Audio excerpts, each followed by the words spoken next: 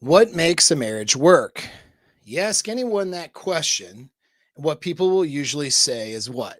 What do you think? What do you think people say when you ask them what makes a marriage work? They say communication, right? That's one thing they say. And then they also say something to the effect of just pick the right person. So communication and pick the right person, and the marriage should just work out just fine, right? That's what everybody pretty much says across the board. Matt Walsh basically says the same thing. Although he leans more into the pick the right person argument. And he just did a video on his channel about marriage and defending marriage. But if this is the right answer, and if everybody knows this answer, which everybody does, then why are marriages failing in 2025? And why do most relationships break up to begin with if the answer is as simple as picking the right person and communication? All right. So by the reality is that marriage works for some men, but it fails for most, and it often destroys a man's life when it does. And by the end of this video, you will know why marriages fail. But more importantly, you'll know why the marriages that do succeed actually succeed. So you can make an informed choice in your life. So buckle up. I'm going to analyze Matt Walsh's latest video on marriage, and we'll talk about where he gets it right, where I think he gets it wrong, and most importantly, where we'll talk about what's missing from the discussion. Okay, let's take a look. Oh, and if you guys got some announcements, I got to do announcements, of course. Well, first off, so I've been working behind the scenes on something I'm really excited about. I need to get to going through the process of launching this thing. All right, but it's a new course that's coming out called the Psychopath's Playbook. The Psychopath's Playbook. The full title is the Psychopath's Playbook, the non-psychopath's guide to winning in dating and in life. So this is a brand new course where I break down how to harness traits like fearless confidence, ruthless focus, relentlessness, emotional control, but without actually being a psychopath and being empathetic towards others. This way you can win in dating, master your inner game, and level up in life.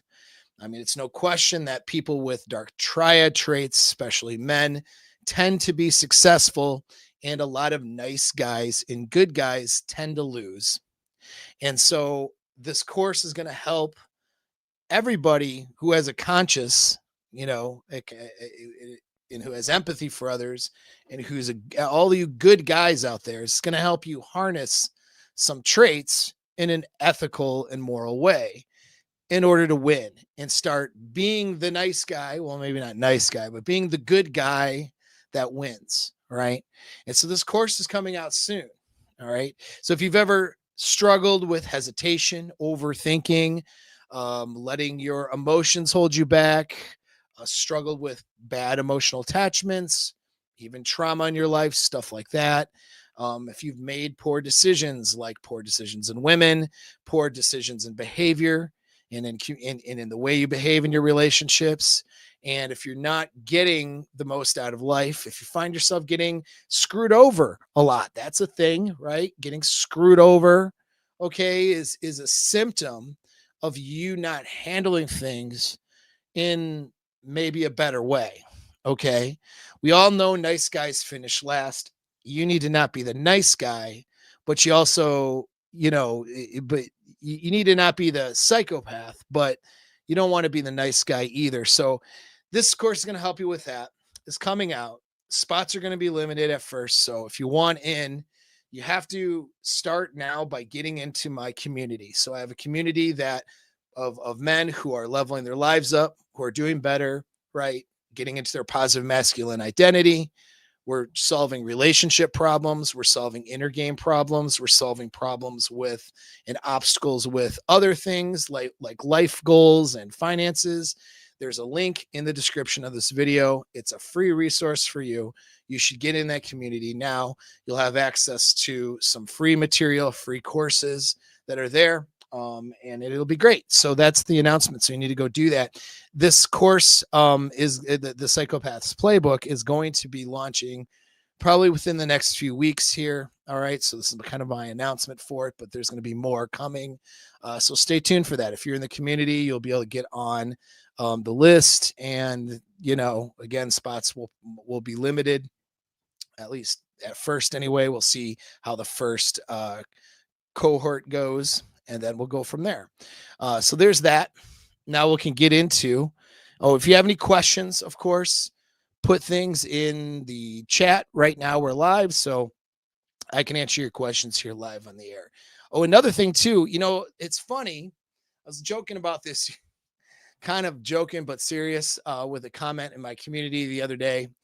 I just put out a video yesterday that is absolutely fire. We know, okay, a lot of times I can get pretty wordy and stuff like that, but in terms of jam-packed value, this is a good one. This is a good video. But it's funny because the really valuable videos that will save your guys' ass seem to just not do that well. Like algorithmically, I get a few hundred views on them. It's the most important shit. It'll save your ass, yet here we are not watching it, and it seems like several times, at least once a week, usually several times a month. All right. I get a lot of guys. I don't want to say hundreds a month, but it's a lot. Okay. Of guys who give me a story and it's like, well, their story is the equivalent of this. I fell in love with a psychopathic woman who is, BPD and narcissist, and she's destroying my life. And we're breaking up, I think. And, oh, by the way, I can't pay for coaching because I lost my job because of her. And I have a restraining order for a false accusation right now. What do I do? All right. This is the shit I get a lot. It's like, oh, I've been ruining my life with a lunatic. And now that my life is in shambles, what do I do? Paul, help me out.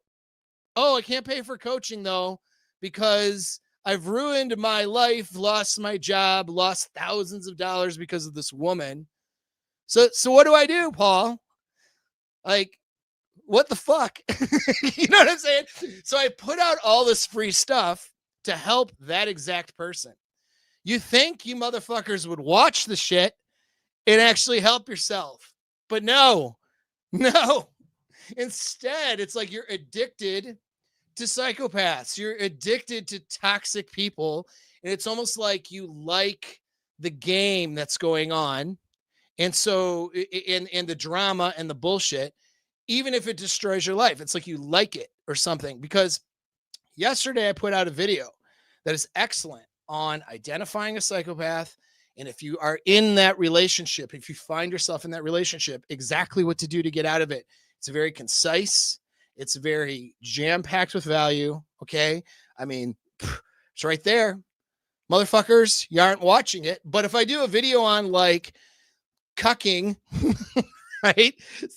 Some woman bangs your girl, or hey, some woman cheats on her boyfriend or whatever. Thousands of views. It's incredible to me.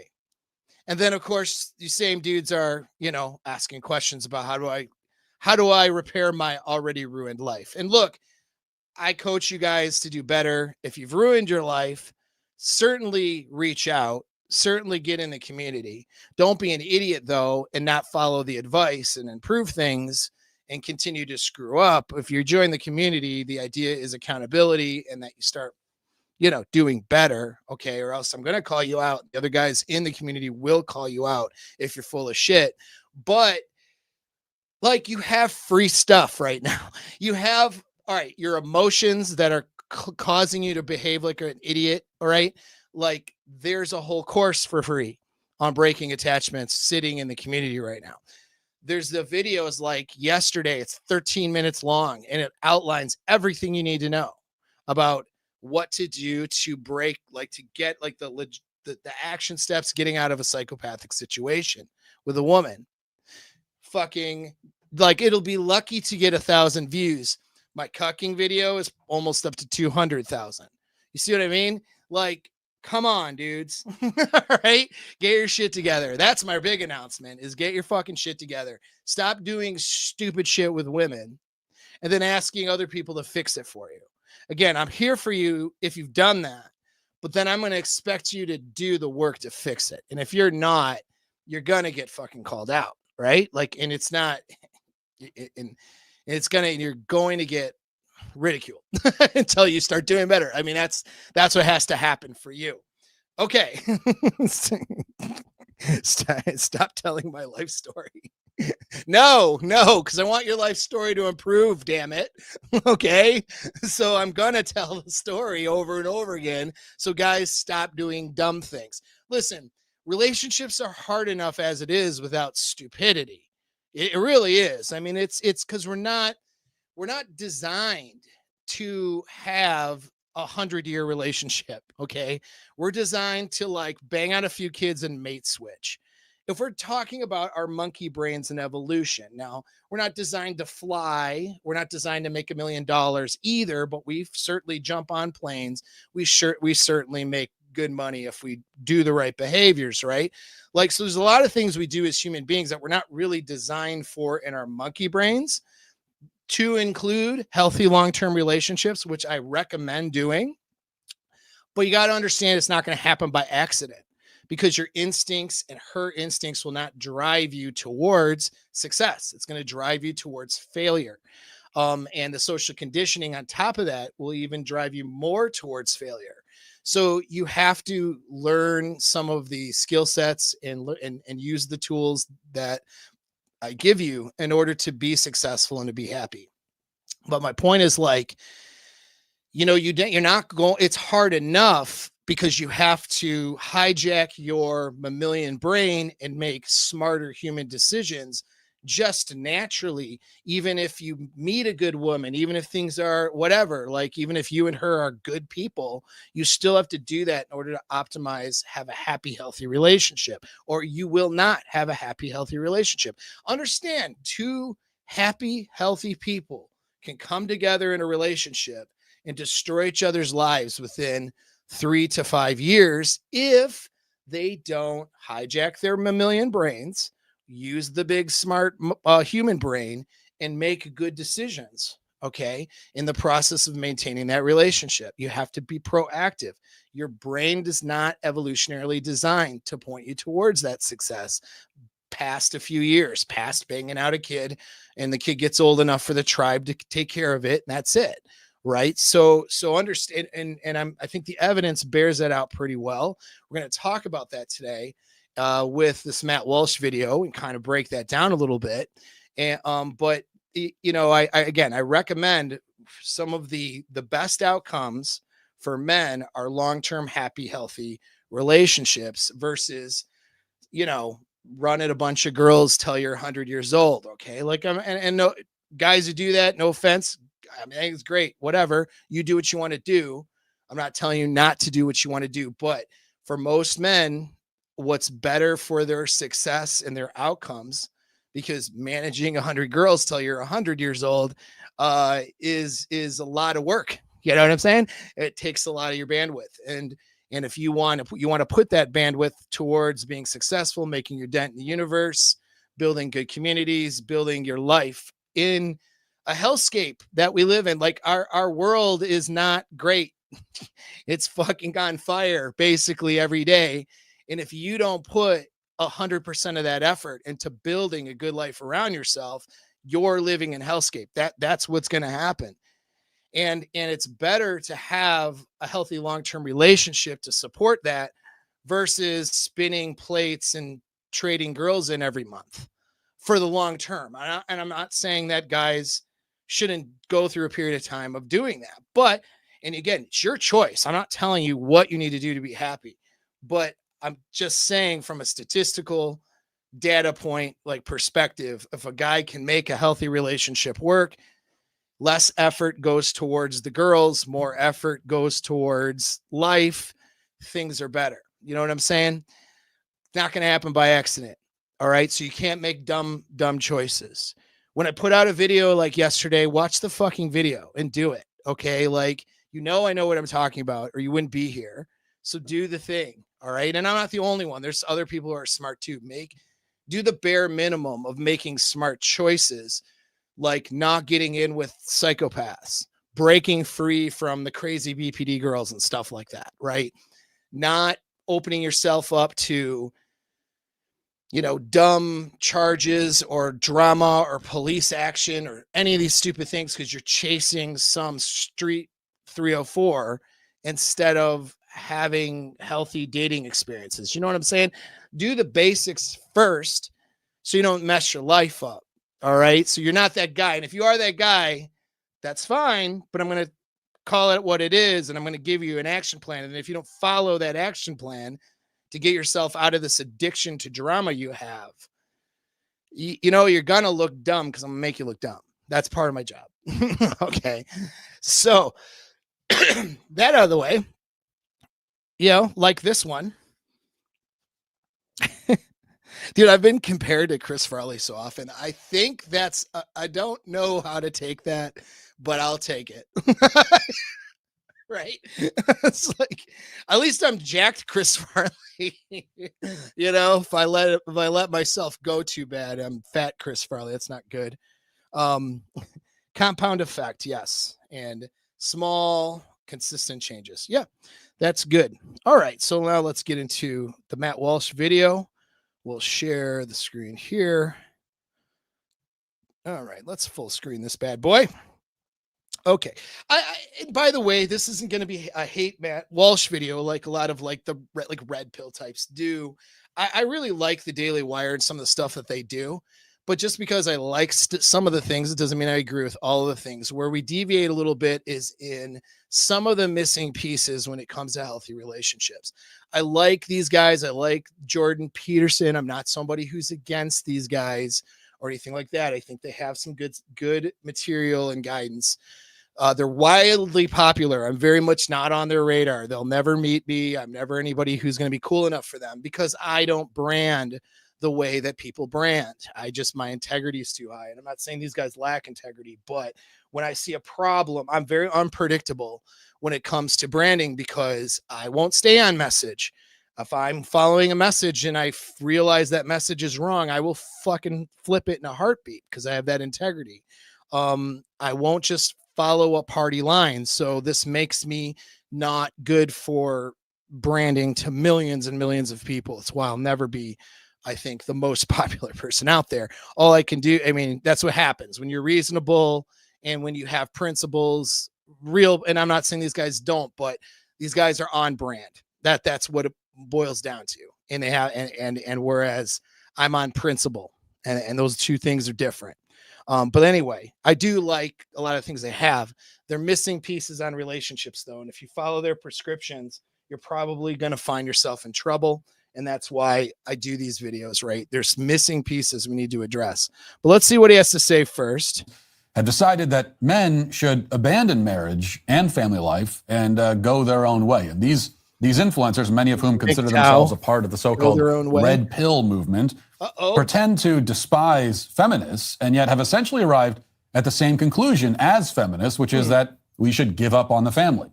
The two sides hate marriage almost as much as they hate each other. Now, one of these influencers is a woman named Pearl Davis, who has garnered a relatively large following on YouTube and various social media platforms. All right. So, yeah, that's an interesting observation. It's a generalization. It's not true. There's a nuance here. There's a lot of people who claim to be red pill who are in support of marriage. Okay, so red pilled married has an entire fucking Reddit thing, or they used to.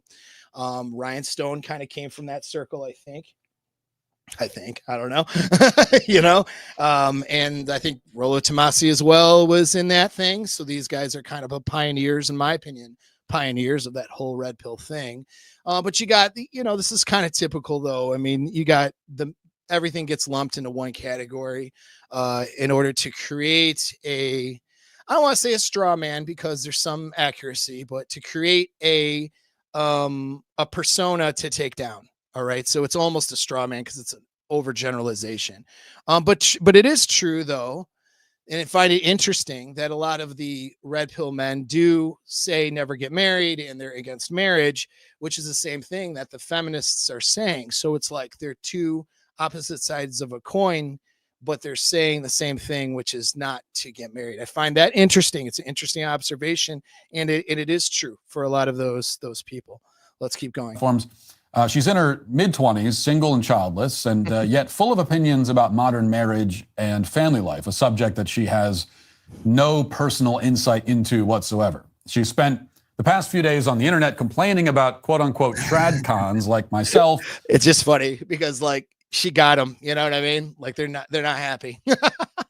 What? Okay, here's the thing though.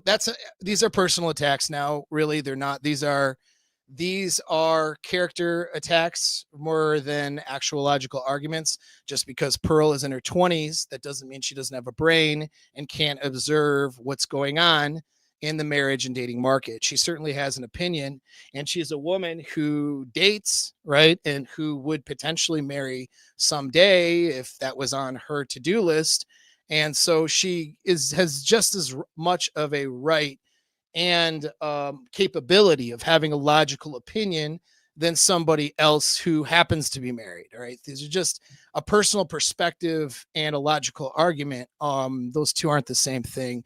So I just find that interesting, like just to kind of point that out for these guys are often your Matt Walsh's, your Ben Shapiro's, again, like these guys are always talking about logic and reason and making a sound argument, but then they make these logical fallacies all the time when they do their sound arguments, like basically creating binary extremes. For example, hasty generalizations, building a straw man. I mean, it's all there.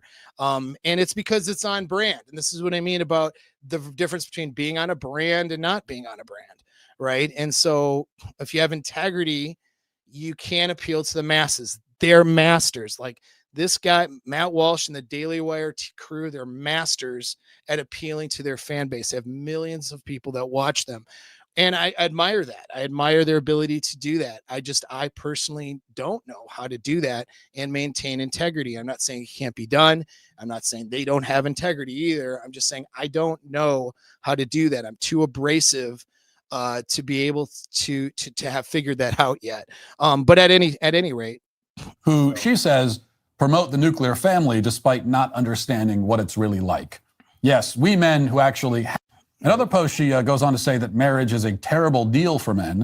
And she later explains, quote, would you ever sign a contract that fails 75% of the time where your business partner is paid to break the contract? Why would you encourage men to sign that contract until the terms are fixed? Now, you may be surprised to learn that marriages fail at a rate of 7. Okay, so there's Pearl's argument, which is a sound one, although he doesn't agree with 75%. I'll explain why her 75%, although a broad number, is more accurate than what people might think. But the thing is, it's like, okay, is marriage a bad deal for men? And she makes, in Pearl's post, she makes a sound argument. It's like, why would you sign, when we look at the contract of marriage, okay, why would you sign up for a business deal where you're going to lose your assets if that deal breaks up, right? And the probability of it breaking up or you being stuck in a deal you don't like is really, really high. Why would a guy sign up for that? Now, you might think I'm taking the anti-marriage angle here based on how I'm starting the show, but I'm not. But it's a question I want to pose to you, who you guys who are watching this right now. What do you think? Why would a guy sign up for this? Why should a guy sign up for this? It turns out there's some reasons why he should. All right, if it fits his life. And there's reasons why he shouldn't if it doesn't fit his life. But yeah, we'll get into that. So let's see what he has to say more. 75%. The figure that people like this normally use is 50%. And the claim that 50% of marriages end in divorce is already spurious, and we'll have more on that in a moment. But 75%? I was wondering where that number came from, so I scrolled down and I saw something that she reposted from an alleged lawyer who said this, quote, "It's not 50-50. That only accounts for divorces. Another 25% on the negative side for miserable men trapped in cheaper to keep her marriages, unwilling to risk financial destruction and loss of their children. That is correct. 75% chance of a devastatingly bad outcome is just a bad plan. No sane person would enter into a commercial contract on such terms." Yep. Now, I did ask him. So that's a solid, and I give Matt a lot of credit here. He is presenting the other argument. Okay. So he's not, I mean, I called out a couple of little bit of fallacies there in the beginning, whatever, but, the character assassination on Pearl was probably unnecessary. But I mean, she's guilty of it too. I'm sure she talks shit about these guys too. So whatever, but he does present the argument in its completeness, which I do think is good. So, I mean, that's good job there on having that integrity. Let's keep going. Where he got this 75% figure from, and he wouldn't say. Apparently, the magic statistic fairy came and whispered it in his ear. Now, for her part, Pearl later tweeted a picture of Pierce Brosnan with his wife of 20. Okay, so I'm going to pause that there for a second. And so, look, and we're going to keep going through this video a little bit, right? Now, here's the thing about this. The statistics are not good for marriage. But that doesn't necessarily mean you don't do it. But maybe there's reasons to do it if it fits your life. And I'll get into that. And there's ways to mitigate these problems. See, the problem with binary extreme arguments is that you miss all the nuances in the middle that you would need to make adjustments for in order to have a happy life. Like if I'm, or you, for example, are on the extreme side of never get married. Well, maybe there's a bunch of problems with that for your lifestyle and for the woman you're with and for raising a family and raising kids and some of these different things that hard stance creates problems. So if it creates problems. So if you're going to take that hard stance, how are you mitigating those problems? That's where the nuance is. Maybe though you are going to choose to get married. I'll give myself as an example. Okay. Right now I'm in a relationship. Okay. Ben had my beautiful girlfriend of 3+ years now. Eventually we're going to get to a point where if she is my legacy relationship, and that's for certain that I'm going to grow old with her, do you think I'm not going to marry her? Come on. Let's think not like a fucking red pill, spurgy guy who can't get girls. Let's think about it. And by the way, a lot of red pill guys are not that guy, but a lot of you are. Okay. Let's not think like that internet dork who has no social life. Let's think like a real person. And let's look at my situation. I have a military career too, right? Served in coming up on 20 years, still serve with the National Guard, probably will still serve for a while. I have military benefits to include retirement, healthcare, all those things. The only way I can transfer that to my person that I'm going to be with for the rest of my life is to get married. That's the only way legally through UCMJ and military law. I can't transfer those benefits any other way. I have to get married. So am I going to take a hard stance and not take care of a woman who's 20 years younger than me and who is dedicating her life to being with me for the rest of my life? You think I'm not going to make sure she's taken care of? That'd be pretty fucked up and stupid, wouldn't it be? So there's a circumstance right there. Military people, for example, where you might have to make the choice to get married. What about raising kids, raising family? There's ways to do it without that, but that gets really, really tricky, doesn't it?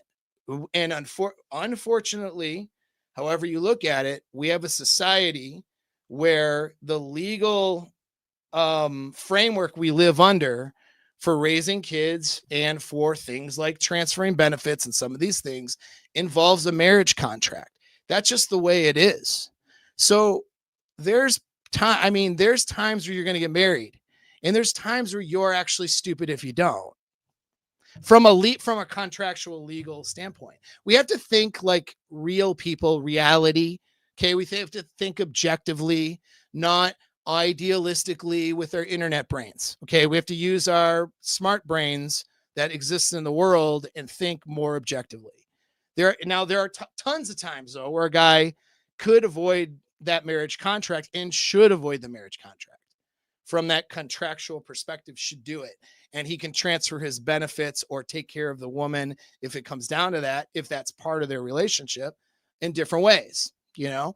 But I mean, if you expect a woman to grow old with you and dedicate her life to you while you're, especially if she's a younger woman, like that tends to usually often happens when a guy has good game, we'll say good, it maintains attractiveness, has a good prognosis, right, for being a higher value man.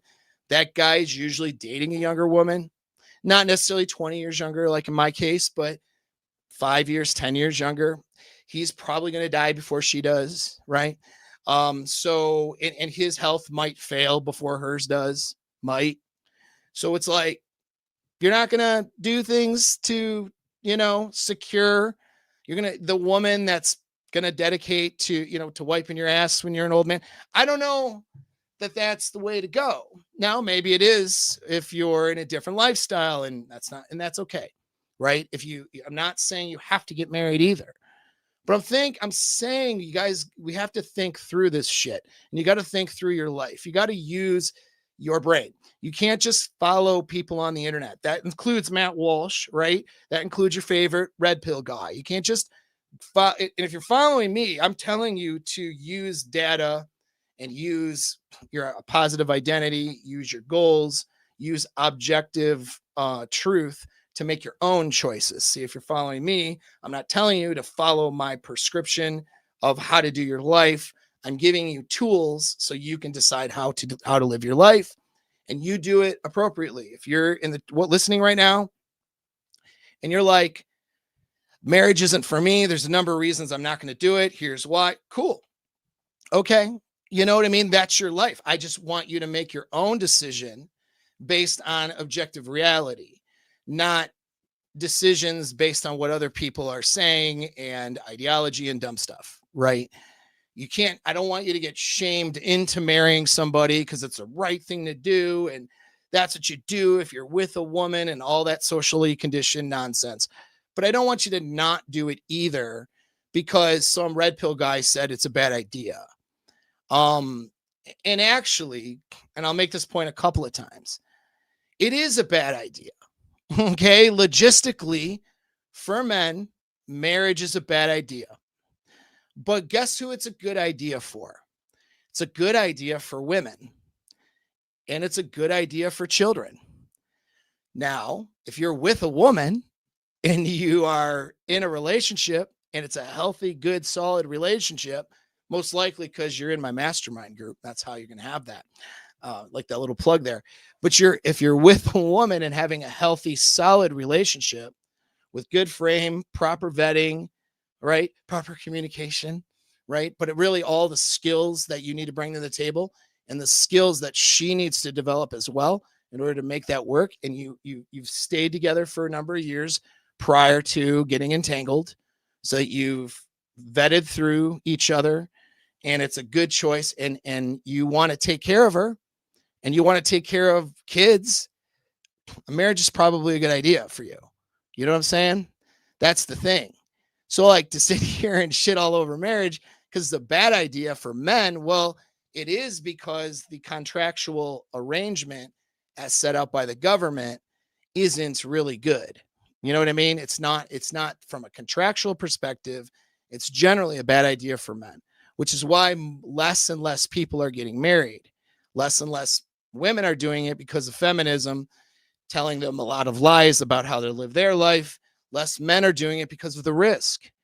And we'll go through the video, but unfortunately with guys like Matt Walsh, and they're not recognizing the risk in a way that's objective, in my opinion, because if they want more guys to, let's say, if they believe in marriage and want more guys to do that because they think it's a good prescription for their life, then they need to address the problem with the contract of marriage and the government.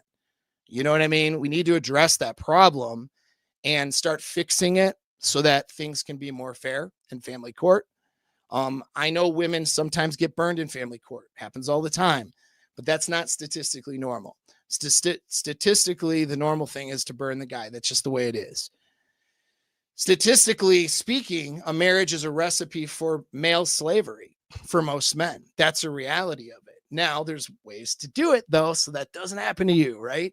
And we can't talk about those nuances if I'm just for engagement and clicks am on one side of the argument or the other side of the argument. See, because your stupid brain that responds to shit dumpster fires on the internet that makes you click and watch and drool on yourself, that stuff is binary extremes. You know what I mean? And so for someone as popular as the Daily Wire people that are there, they to some degree have to play in these binary extremes in order for millions of people to follow them. Once you start getting more nuanced, people start clicking and logging off. I'm sure this live video, I'll watch my fucking numbers start to go down as I get more nuanced and less binary extreme in my stance. It's just the way it is. Because, vast majority of people don't like to think. They just want to sort of put their brains on automatic and drool on themselves and scroll through TikTok. But you guys who actually are dedicated listeners here, I know you're different than that because that's not how I build this channel. So you guys are smarter and you guys are going to make better choices for yourselves, hopefully. But understand, unfortunately, when you watch this other content, you're dealing with those binary extremes. That's just what you're dealing with.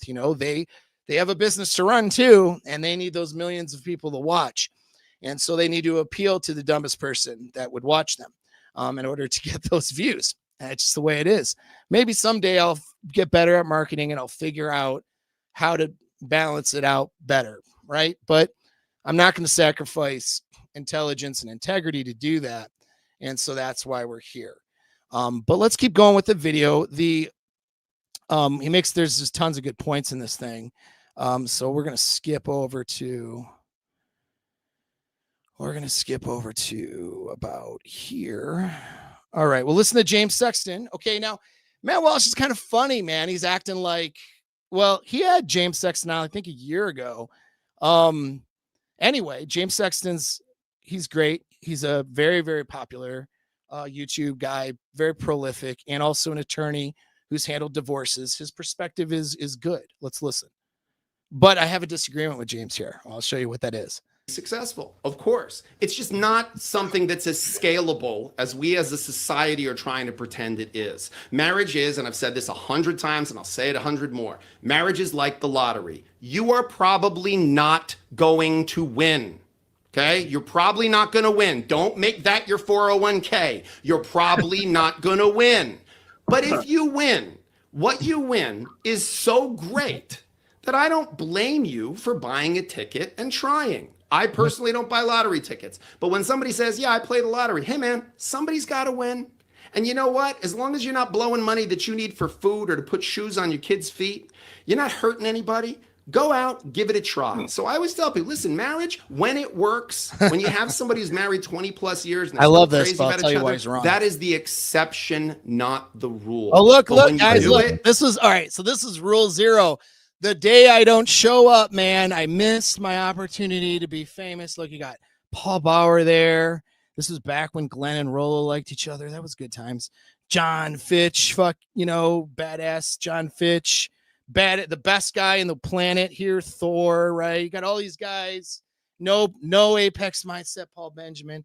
I remember that day he was showing up, and I was like, let's see, got plans with a hot girlfriend today on a Saturday afternoon. I'm not going to show up to Rule 0 today.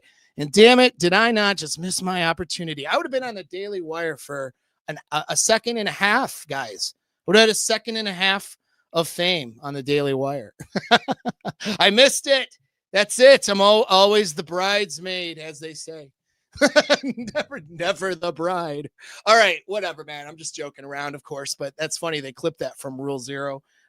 Shout out to my Rule 0 friends. And that was that. And that was a very good episode too. And James Sexton came on, but I disagree. Maybe it's good I wasn't on, right? I would have been disagreeing with him. He's such a good attorney though, too, right? Because from a persuasion perspective, as somebody who's, an expert in persuasion, psychology, stuff like that, his tonality, his voice inflection, the way he delivers, you know what I mean? His statement, it sounds very good. It sounds like it's true. You know what I mean? Like, I want to believe him. I'm like, yeah, dude, that's correct. Marriage is like the lottery. You know what I mean? Like, I'm like, yeah. And that just goes to show how persuasive he is. Also, why you want to learn persuasion skills just to better your life. Those of you guys who are more like engineer types or IT types who aren't very people oriented, for your game and for your skills, start learning those persuasion skills. I mean, we work on that stuff in Mastermind. I have tons of course material on it because it'll definitely enhance your life, your outcomes, your social life, your life with women, all that stuff. But anyways, he delivers a great speech and argument. But I disagree with the concept that marriage is like the lotto, because it's not like the lotto. When I buy a lottery ticket, I don't have control over the numbers. I don't have control over those outcomes. It's purely by chance whether or not that lottery ticket wins something. And the odds are very much stacked against me. Now, I think the point he's trying to make is that the odds are stacked against you for doing well. Matt Walsh is going to make an excellent point, though, in this. This is a point where I agree with Matt. And I'll kind of frame the point right now is that you have control, though. See, this is the difference. Like in a relationship, unlike a lottery ticket, you have control over who you choose and the vetting process in which you do in order to make that informed choice before you get into a relationship with someone. And then you have control over your behaviors in the relationship. All right. So you have a lot of control there, and you're dealing with another person who also has control as well. And you're working collaboratively between two people to try to reach a common goal, hopefully. Now, a lot of times marriages are getting together and there isn't even a common goal. Like they don't even know what the goal is. There's never been a discussion about that. The woman has certain things she's trying to accomplish through the marriage, and the guy has things that he's the reasons he's doing it. But they never actually come together to see if that goal is a common goal. So there's no frame. You see what I mean? You can't have frame if you don't have a big picture and know where you're going.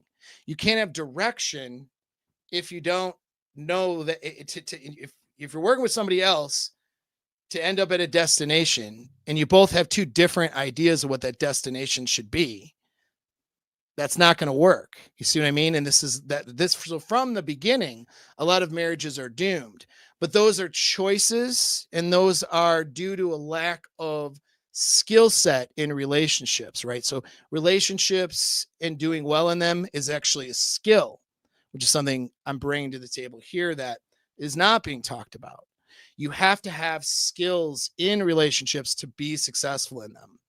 And that's different than the lottery, because in the lottery, you buy a ticket or you don't, and it's left up to chance. So that's where the flaw is in that analogy. All right. It sounds very doom and gloom when you look at it from that analogy, because then you've no control over it. It's like, I'm just going to get married and hope it works out. That's not a smart way of doing anything. You know what I mean? Is just doing something and just hope, right? Like you want to be able to have an internal locus of control in your decisions you're making, which you do if you allow yourself to have that and learn the skills when it comes to relationships. So that is the flaw in his analogy.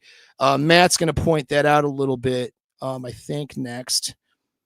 Let's see. All right.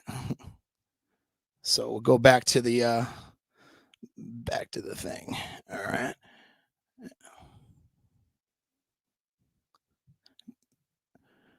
All right. There we go. It's phenomenal. It's phenomenal. So why not buy the ticket, take the ride, but have a prenup? Wear a seatbelt, guys. You can be a safe driver, but wear a seatbelt. So a happy marriage, he says, is like winning the lottery. And the thing about the lottery is that almost everybody loses. This is a perfect summation of how this entire club views marriage. and the message that they're sending to young men in particular. Sure, it can be great, they concede, but only if you're insanely lucky. Everybody else is screwed. This is a rather bleak view of marriage, and thankfully, it's also nonsense. First of all, the claim that marriage isn't scalable is obviously ridiculous because marriage has served as the bedrock of human society since time immemorial. It has already happened at the scale of civilization for thousands of years. Okay, so we're going to put that on pause. That's a bit of an overstatement, right? That's a bit of an overstatement because it's like he's right to push back on this lottery analogy, but his faith in marriage is way overstated in my opinion, because marriage today is not the same marriage that it was 20 years ago. It's not the same marriage that it was 50. It's not the same marriage that it was 200. And marriage has only been around for hundreds of years. You could argue a couple thousand, right? Human beings have been around for, 200,000 years, right? And marriage wasn't in existence. The covenant or the legal contract of marriage did not start to show up until, a couple thousand years ago, which it's been around, but the nature of it's different. It was very different when members of aristocracy or members of, different classes were getting married to exchange property or to exchange valuables and keep things within a family. When marriage was a family decision with prearranged marriages and things like that in a lot of different cultures. I mean, marriage today is way different than it used to be. So I'm not saying, I think it's an overstatement. I get what he's saying, but is it really the bedrock of civilization? You know what I mean? Has it been around forever? Well, it hasn't been around forever. And I don't know. I think there's a lot that's being missed here. Particularly, again, what's being missed is how the nature of marriage has changed. The expectation today of what you will get out of a marriage, which is the expectation really, and I'm not going to say that this is bad to expect this, but the expectation is to maintain a romantic love throughout the course of your life, and to maintain what the Greeks would call eros for the lifetime of the marriage. Now, marriages never used to be like that. Marriages were pragma, which is another Greek word for being pragmatic. Okay. You could like the person. Maybe you don't like the person, but you were married generally for pragmatic reasons like family, resources, stuff like that. Women were often considered property for a long time. That's just the way it was. Okay. The reasons of marrying for an internal satisfaction that you get with a loving person that you're paired with is a different thing. And that hasn't been around that long. Really hasn't. And I'm not saying it's bad. I think it's good that we've evolved into that. You know what I mean? But the conditions are far different. And what's being neglected is cuckoldry, cheating, the high incidences of that. Then why else would you have Sharia law where women could be stoned to death for adultery, right? Like today you have that. Why would you have that if it wasn't a big thing? It's a big thing. And so unhappy, pragmatic marriages is the bedrock of civilization if we're going to really get down to it, right? And is that what you want to be in? Do you want to be in an unhappy, shitty marriage, but you're doing your job as being a fucking member of society, I guess, right? Is that what you really want for your life? No, you don't. And you won't have that. That's the thing. You won't, because she'll leave you. She'll divorce you and she'll take your money. That's what happens. That's why the divorce rates are high. That's why the unhappiness rates are high. Right. And so I'm not saying, I'm not saying again, like that you can't make it successful, but we need to talk about reality of these things. We need to bring reality into the picture. When you say stuff like this, it paints a picture that it just isn't real. It's not true. It's more of a abstract or cartoon of what marriage is. It's this Christian, traditional, conservative cartoon of marriage versus how it's been and how it's been going and how it is going and how it really is, you know. And that's kind of my problem, my critique with that. Although I do agree with him on a number of really good points here that he's going to get into, and I do agree with him on pushing back on the lottery analogy a bit, right? So let's continue. All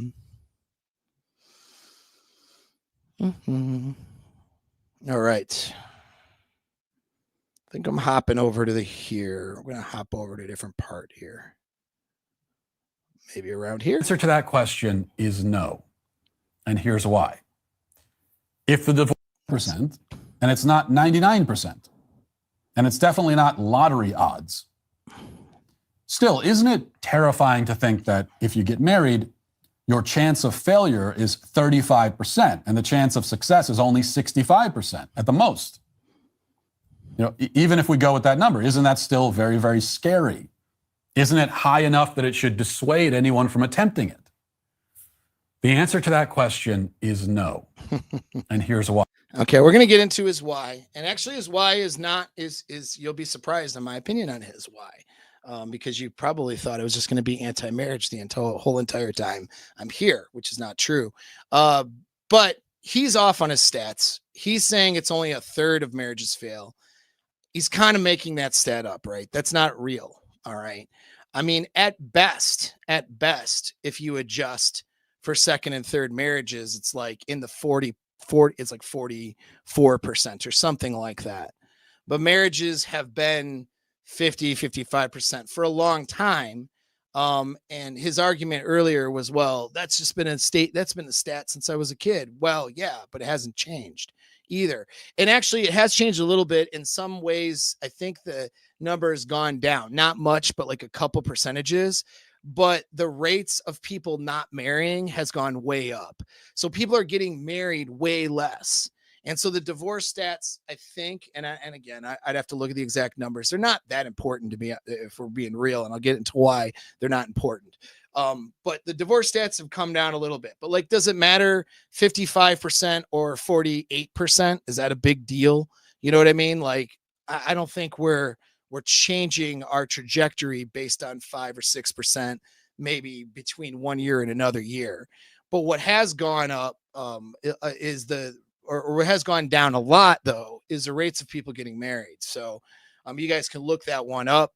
Okay, I don't have it at my fingertips, but the rates of people actually getting married is way, way, way, way less. The rates of people checking out of the dating market, checking out of the sexual marketplace is super high, right? To include even with women. Lots of women are checking out as well. So we are in a sexless age right now, a sexless society for a lot of people. And that's really scary, not very good for our social outcomes, right? Not good. Okay. But that is kind of where we're at. So the data is showing people are getting into relationships less, even having a lot less sex and a lot less relationships in general. Men, especially men, it's really high. Like a third or more of men are incels. You know what I mean? And something like 20% of women. So it's higher even among women than it's ever been. So yeah, I don't think it's a win that divorce rates have gone down a little bit over some years when we're in a sexless, loveless, relationshipless situation right now where people don't even get into relationships anymore. A larger percentage of people, you know? So when we really look at these numbers, we can get into the weeds with them, but it doesn't matter. It's not going to bolster his argument. Even if he was right that 1/3 of marriages fail, that's still really high. Doesn't make it good. And then there's this other aspect, which the data is hard to analyze because researchers don't like to do this. They don't like to look at this data. There is an aspect of when you And I have a video I probably will share and comment on. If I could get her on, I would love to. She was somebody who, there's a woman who did her PhD dissertation on psychopathic women. She could not get a university to fund or represent her study and her research for her PhD.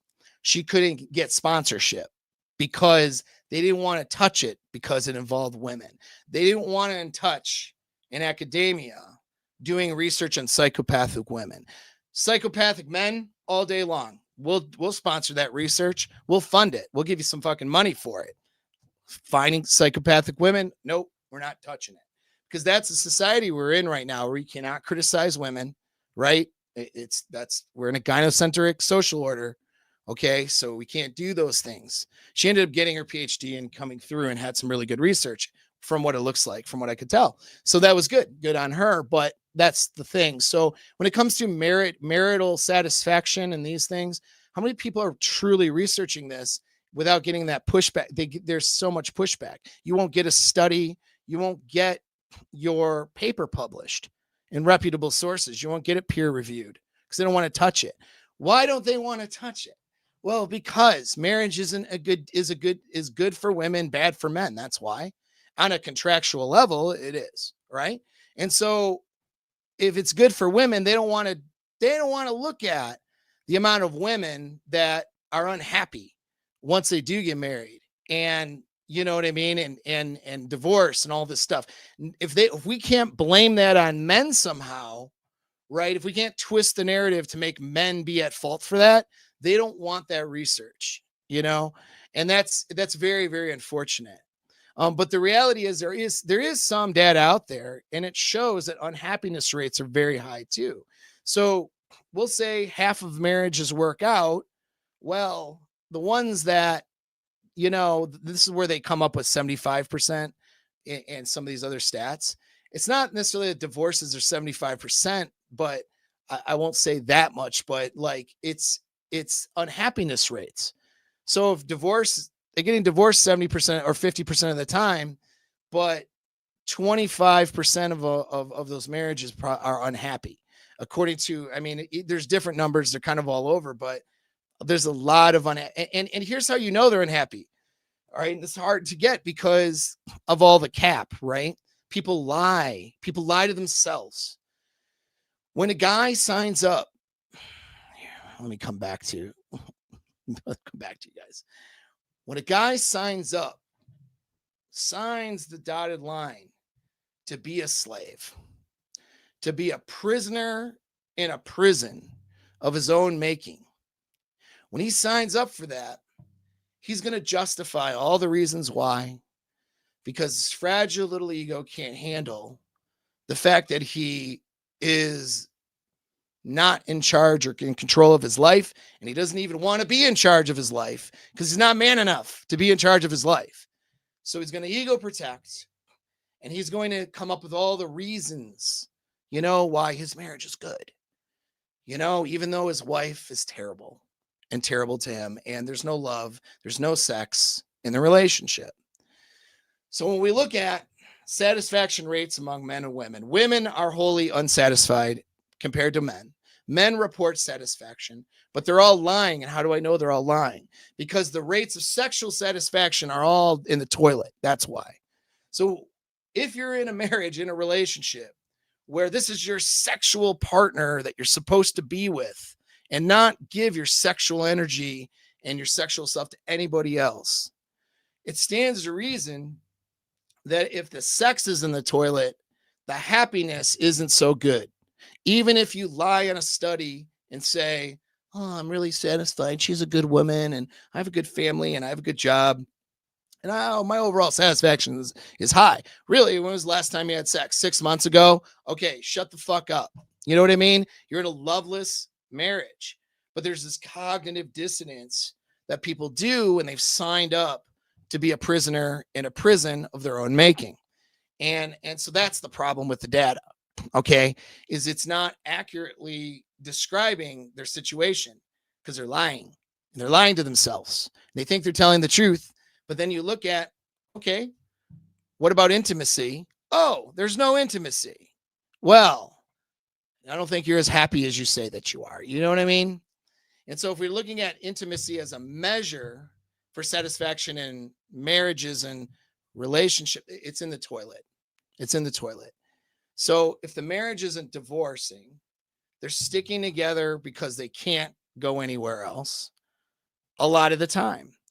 And when you start looking at that data, it leaves you with about 15% of happy marriages that I would want to be in. So when I look at marriages out in the world or relationships out in the world, 15% of those relationships represent a relationship where I'm like, that looks like a good relationship. That's something I would want to be in. That's something I'd want to aspire to be in. The rest of them look like things I would never want to be in. And I think if you guys are being honest with yourselves, you're going to agree. All right. Most relationships, when you look around you, are not the relationship you would want to be in. You would not want to trade places with those people in those relationships.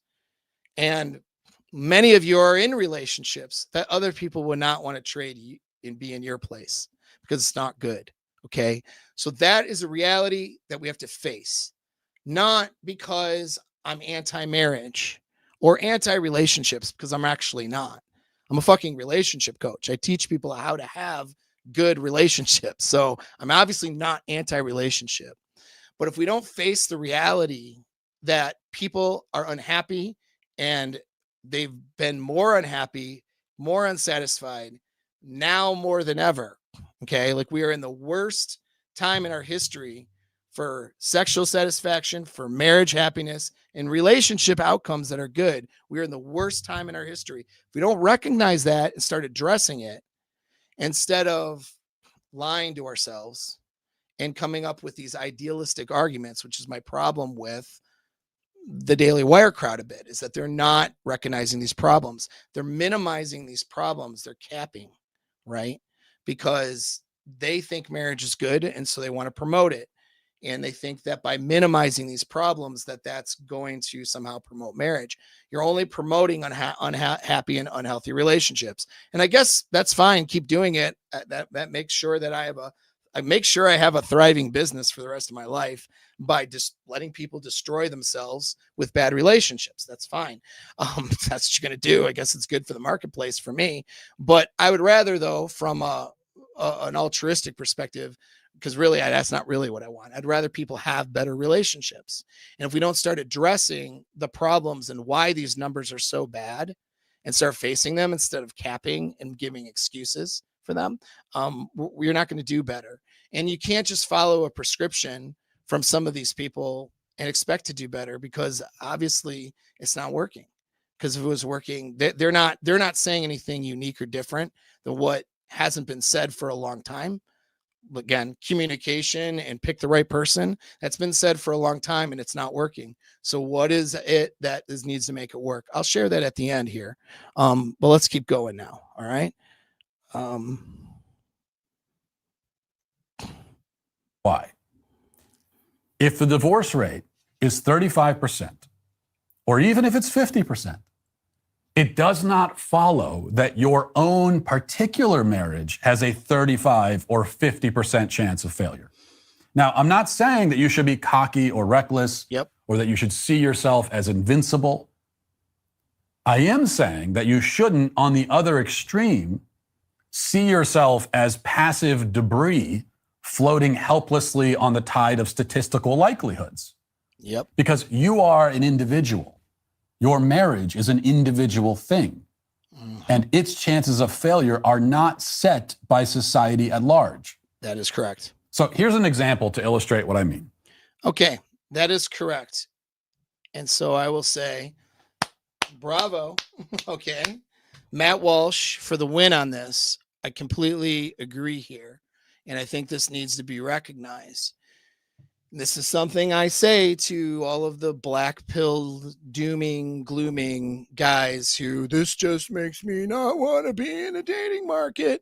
I shouldn't talk to women because blah, blah, blah, blah. Look, you're just protecting your own ego. There are people out there who are doing well with women. It's just not you. So you need to look inside of yourself and figure out why. and have better and healthy relationships.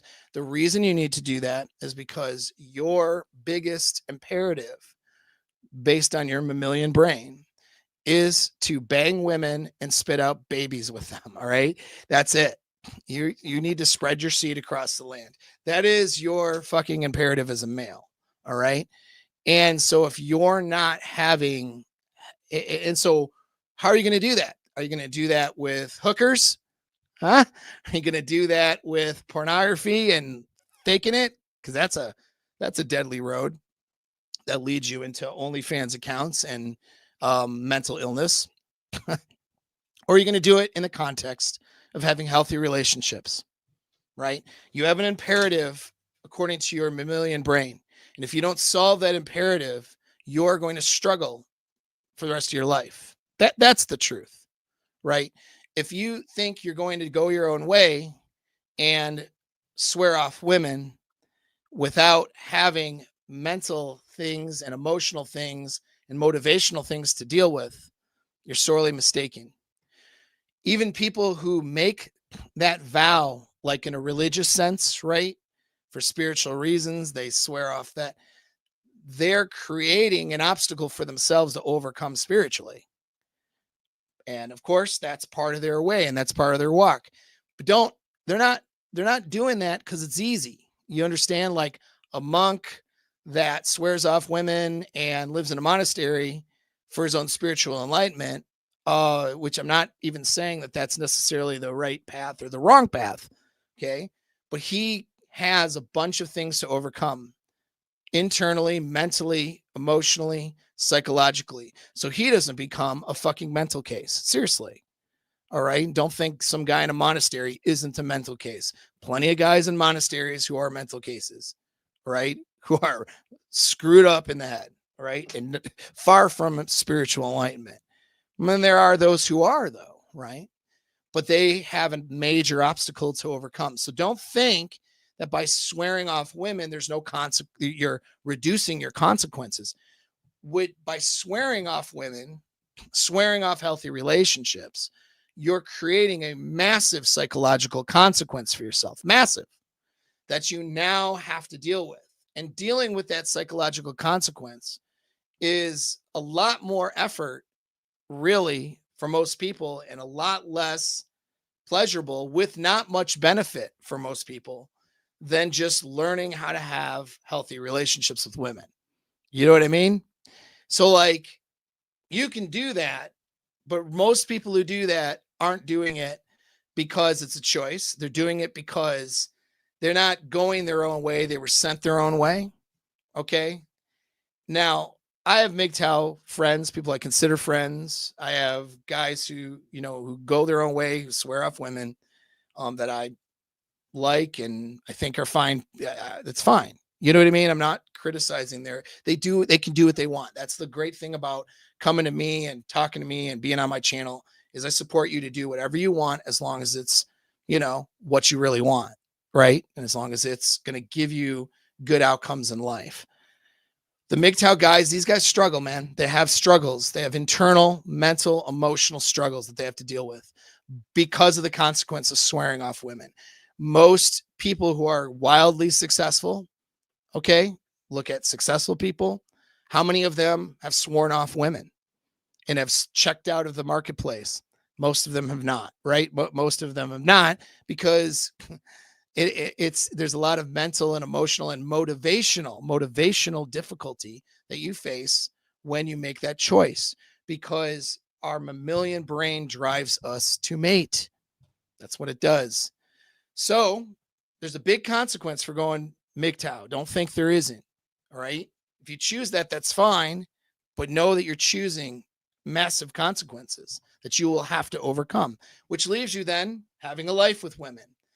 Now, rolling through 304s, right, is one way of doing it, right?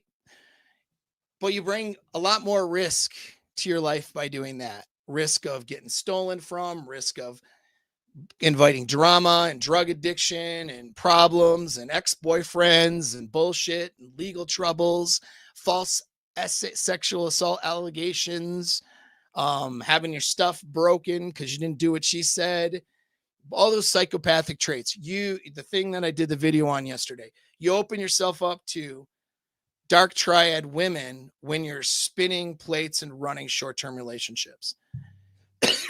Women who will exhibit dark triad traits just with you, right? When you press their crazy button, it's really deep inside of their downstairs area. You know what I'm saying? Press that crazy button down there, right? And all of a sudden they're crazy. Okay.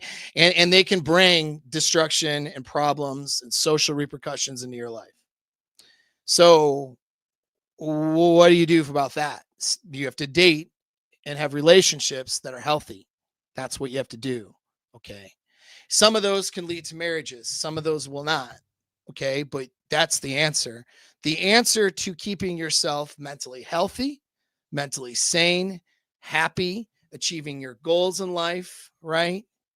And having good life outcomes is healthy relationships with women, both short-term when you're dating as well as long-term when you decide to settle into an LTR. That is you want a prescription, that's your best option, okay, for having good outcomes in your life. You, again, go ahead and swear off women, but and then do what? Be addicted to porn or swear off that too and have all kinds of social and mental problems? You can do that. Good luck. You can do that. Okay. You'll have a different set of struggles. All right. Or, run through toxic women and fuel your own ego with random vagina every night. Sure. You can do that too. Been there. I already know. And you know what though? It's a lot of effort, problems, and drama and bullshit you invite. LTR or healthy dating relationships. I'm telling you guys, that's the way. And learning the skill sets to do that properly is what is going to keep you safe, keep you happy, and allow you to focus more on your more important things in life. This idea of swear off women so you can focus on your goals. Once again, how many MGTOW successful people do you know? All right. How many MGTOW millionaires do you know? I don't know any. Okay. So again, no offense to my MGTOW whatever friends, you know what I mean? No offense, but it's the truth. You can't deny the truth and the data, right? I mean, you choose what you are going to choose for your own life. If you're a guy who's 55, 60 years old, you just don't fuck you had your terrible divorce. You don't care about women at that point. It's just not an asset to your life. You got your retirement. You're going to kind of like build a good life for yourself without them. God bless you. You know what I'm saying? There's guys that do that. They do that well, but they're few and far between. You know what I mean? Those guys they have to overcome some things mentally and emotionally in order to be there. All right. If you're a 35-year-old guy or a 30-year-old guy who has checked out of the dating marketplace because you don't have the skills and you don't have the sexual market value and you think you're going to have good outcomes in life. If you're a 45-year-old guy and you're doing that, sorry to be the bearer of bad news, but you're going to be fucked up. You're fucked up now, probably, and you're going to be fucked up forever if you don't get out of that and start learning the social skills, learning the game skills, learning the seduction skills, learning how to select healthier, better women, right? To have relationships with. All right. Fuck what society's doing and marriage laws, all that crap. Just have healthy interactions with other people. You know what I mean? You got to start there. So that's your best outcomes, really. And if some of those lead to a marriage, well, maybe it needs to for you, if that makes sense for your life, right? All right. Let's kind of go into a little bit more of the video before we close. And then I got some lessons for you. All right. Let's hop all the way. I had a bunch of stuff here. We don't need to pick it apart. All right. So let's talk about what you can do. I think this is where he gives a prescription. And this is what I mean. Let's take a look. Right, or even most things right, then your chance of divorce is basically zero. But you can do everything on your end, and maybe your spouse doesn't do the same. Your chances are not as high as their chances. You do not share their level of risk unless you're as dumb as they are. Because again, you are an individual, not a mere statistic. That is true. So, what about marriage? That's a great point. It's true that even if you do everything right, things can still fall apart if your spouse doesn't follow that program. Now, if you both do everything right, or even most things right, then your chance of divorce is basically zero. But you can do everything on your end, and maybe your spouse doesn't do the same, and then it falls apart anyway, and that happens, and it's terrible, but it happens. It's also true that there are many, many things you can do in your marriage and before your marriage to make it much more secure than the average. That's correct. Obvious things. That is correct. Like you can marry someone who shares your same fundamental values. Not everyone does that. In fact, a lot of people don't. A lot of people go into marriages knowing ahead of time that they're marrying someone who doesn't share their fundamental values. Yep. Their chances of divorce are going to be somewhere much higher than yours if you don't make that basic entry-level mistake that they have made. You can do other things. Like you can state from the outset that you both in principle don't believe in divorce and won't consider it as a viable option for solving any marital difficulties you may experience down the line. You can have a strong and shared faith. You can establish from the beginning a habit of honest communication. You can make time for each other. Yep. You can continue to date, even or especially as your lives get busier and you start having kids and so on. You can make a strong effort to be patient with and grateful to each other. You can take care of your body and your appearance. You can do all these things and more. Now, I'm not saying that if you do all of this, it will bring your divorce chance down to zero. I'm not denying that there are plenty of people out there who did all this, at least on their own end, and yet still ended up divorced. That's not my point. My point is that the divorce rate doesn't take any of that into account. The people who take none of these basic steps are lumped in with the people who do all of it, and we're supposed to believe that both groups have an equal chance of marital failure. That's just not true. Yeah, it's correct. You're on. Yep. And so that is an excellent point. And I agree with Matt Walsh. I agree with Matt Walsh on this, guys. That's true. Now there's missing pieces though. And the missing pieces are very critical. And if you don't have those missing pieces, you're fucked, right? And I'll get to some questions. If you put them in the chat, I will look at them. Okay. A super chat or a sticker means I won't ADHD miss it, but I'm not requiring that for you to put a question on there. Right. So just FYI, but now let's look at his point. So it goes back to what I said in the beginning of the video, right? Which is that, you know, what's the prescription for a good marriage? Pick the right woman. Now he says it in a lot of different words, like pick one with shared values and that's important. Sure. I agree, you know, but what he's saying is pick the right woman. Right. And then he's saying well, communication, right? That's been the prescription for a long time. Nobody, if you ask anybody on the street, they're going to give you an answer that resembles those two things, communication and picking the right person. The details of what the right person and what that means might be different, right? He talks about like shared faith or taking care of your body or this and that. But what happens if they don't? What happens, right? What happens there? What is missing? You see what I mean? And that's the problem. There's this major blind spot that a lot of traditional conservative people with well-meaning traditional conservative people, okay, who have great ideas, have this massive blind spot here. And that's this. Relationships are a skill set. You have to learn skills. What is communication? Men and women communicate very differently. So what does that mean? Communicate. Compromise, talk to each other, right? Those are bad. Talking to each other is good. Compromise is generally bad. Oh, wow. You heard it here first. Compromise is generally bad for relationships. You don't compromise. What you do is you have leadership and support. What you do is you come up with a plan and you execute a plan together. You don't give something up to get something necessarily. Okay.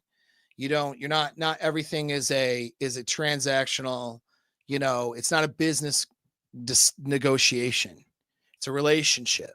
And you have to learn how to communicate in the context of a relationship with a woman. And she needs to be led into through your persuasion and frame and seduction and game skills. She needs to be led into having appropriate conversation with you, or communication rather, with you as a man. Communication has to do with behavior. Communication has to do with tonality. Communication has to do with more of those things than it does your words, and sitting down and talking about things. And when you sit down and you do talk about things, there's a framework and a skill set that you need to learn as a man, because you're not talking to another woman. Or I'm sorry, you're not talking to another man, right? You're not talking to yourself. Most people defer to their own style of communication and ways that they communicate, and they expect the other person to get on board with them. And then they consider themselves a good communicator, and they are not.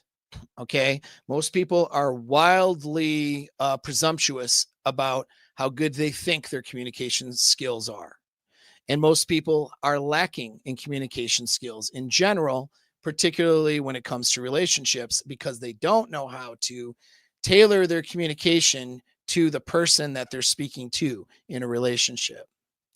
Do you have a behavior, if you're married or in a relationship right now, do you have a behavioral profile that you have for the person that you're with? Could I ask you a series of questions about your girl's behavior, and would you, in her thought process, and would you be able to answer these questions accurately? Most people in marriages, 5, 10, 15-year plus marriages, can't answer these fucking questions. And then if they were to rate them on satisfaction scales, they would rate lacking but high. And then if I were to ask them about their sex lives, it would be low, because the truth is they're not satisfied and they're trying to make do with what they have in their coping. Right. And they do that because they don't have that what I call tactical empathy, which is the actionable way of learning how to put yourself in the other person's shoes, understand what they're thinking, understand what they're feeling, and then to be able to account for that when you consider the needs of each other and the needs of the relationship. These frame skills that you need as a man. You need leadership skills, particularly not just leadership like leading a group of men in a squad or platoon like military, or leading your corporate group, but leading your wife, leading your girl that you're with. How do you lead while also making her feel heard and understood, and also she maintains a level of autonomy while also following your leadership and being happy to do that? How do you create that condition in a relationship with a woman who's been raised by feminism, and you've been raised by feminism, and you don't have any fucking clue how to fall into this appropriate leadership communication between a man and a woman? Like, how do you do that? And the Bible has some cool things in there, but they don't tell you how. And if I'm just using the Bible as an example, right? Because this is a lot of this traditional conservative in values, and I go to church. I'll use this example, this analogy. If I want to become a better auto mechanic and learn how to, let's say, change the belt on my truck or change the alternator or something like that, I'm not going to read the Bible to learn how to do that. Sure, the Bible might give in church and whatever, might give me values so that I can be a good person if I'm happen to be an auto mechanic, right? That could be a thing, right? That's important. It's not going to tell me how to do it. You see what I mean? And so many people assume, because it's natural to come together with the opposite sex, it's a natural thing. So they assume that the skill is a given. You assume that men and women just naturally fit together. They don't. They naturally fit together to have sex, They naturally fit together to squirt out a kid, but they don't naturally fit together to stay together for 50 years, for 40 years, for 5 years.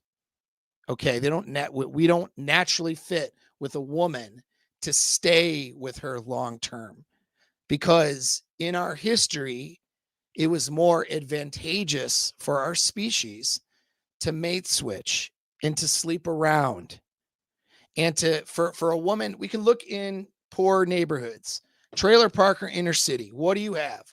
A bunch of women, bunch of young girls getting knocked up when they're young and having multiple baby daddies and cheating.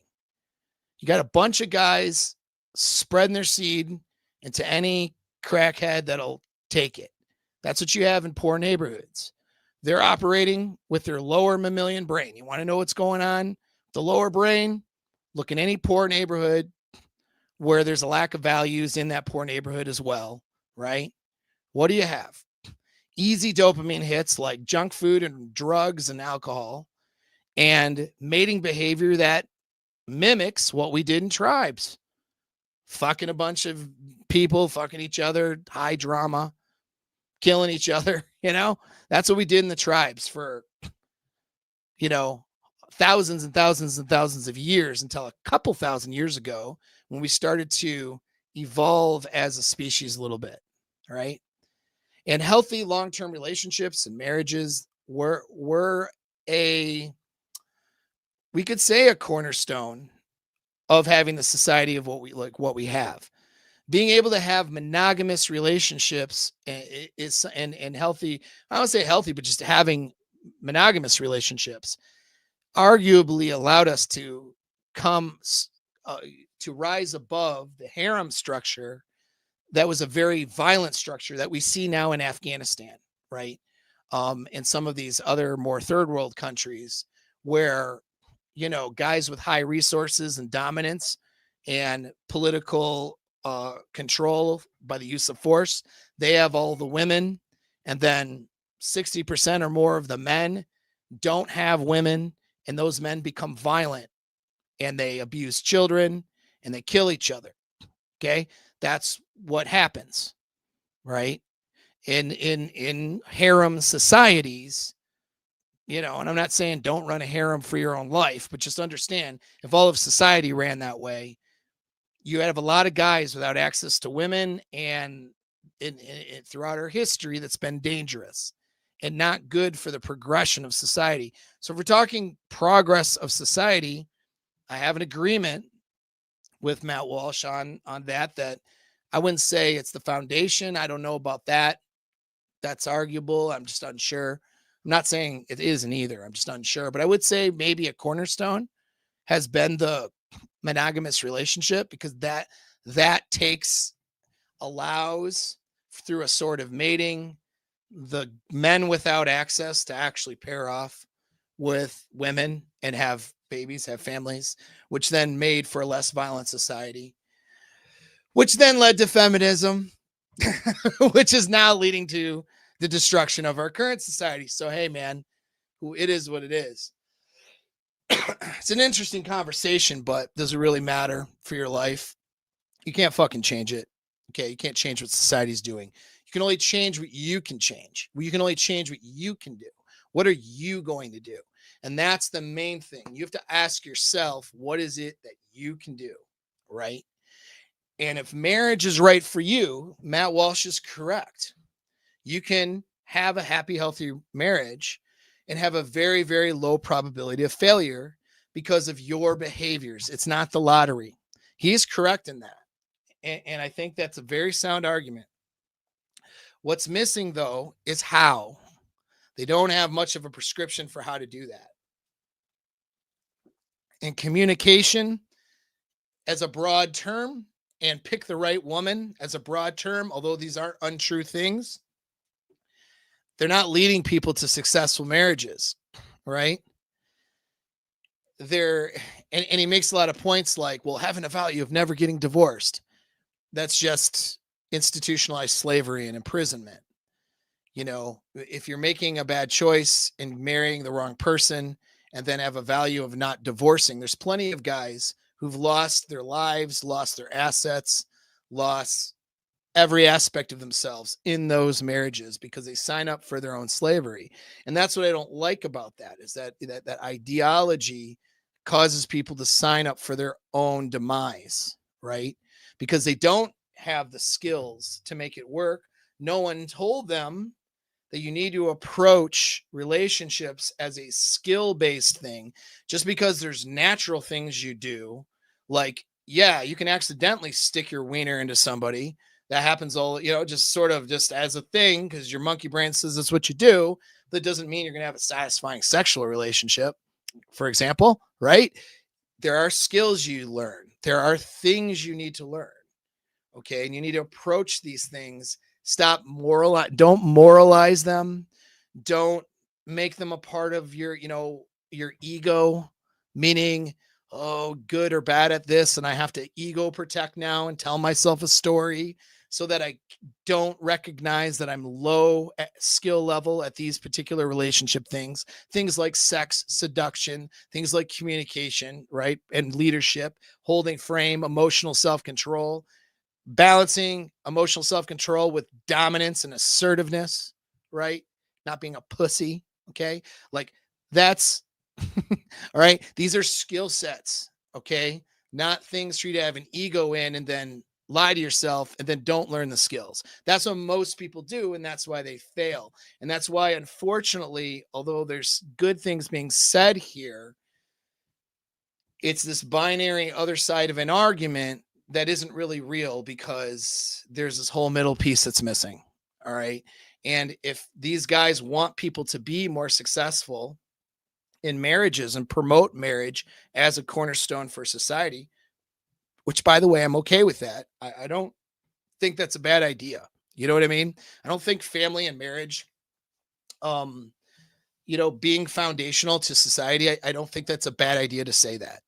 But we have to improve marriage. We have to improve the family. We have to get better outcomes for men and women if that's going to be true. You can't just moralize it, make an argument, and then say, now go have fun. Go. The right thing to do now, guys, is to go get married. No, statistics are nonsense. And, oh, it's overblown. So, only 1/3 of them fail. So, hey, if you just go to church and have the same values or whatever, then you're going to be fine. It's like you've checked one block out of a series of blocks you need to check. And they're all the time. People get married. They share some values. Women like to, I hate to say it, men do it too, but I think women do it more. Women will, they'll shift their values when things don't feel right. Women are very motivated by their emotions and they shift. Most women will shift their values and principles based on their feelings. The same woman that says, divorce is wrong, I never divorce, as soon as her feelings of not being satisfied in the marriage kick in, and boredom, which kicks in very early for women and statistically high, right? She starts thinking about and justifying all the reasons why divorce is fine. Women notoriously change their principles, justify the reasons why. So you think that marrying somebody who has the same principles of you is going to be the only thing that you need to do? Or the main thing, and there's nothing else there? No, there's a lot. And there's a lot of nuance there. Okay. That is why guys of high level, oftentimes, I got guys of all levels. I got some smart guys in their 20s coming to me too for help and coaching so that they can do better, so they can avoid problems. But I got guys of high levels and healthy relationships that come to me for advice. Why? Because this is a critical part of your life. And if you don't sort it out, you're fucked. That's just the way it is, and sorting it out doesn't mean just, having the same values and picking the right woman, and communication, meaning we talk about stuff and then that's it. You're going to be fine. There's a lot more there. And people aren't doing it. People aren't doing it. We got to face the fact that the majority of people are not doing the right things to have healthy relationships. Otherwise, our numbers would be better. Satisfaction rates would be higher.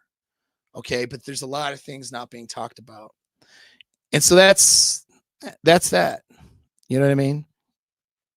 Let's go through the chat a little bit.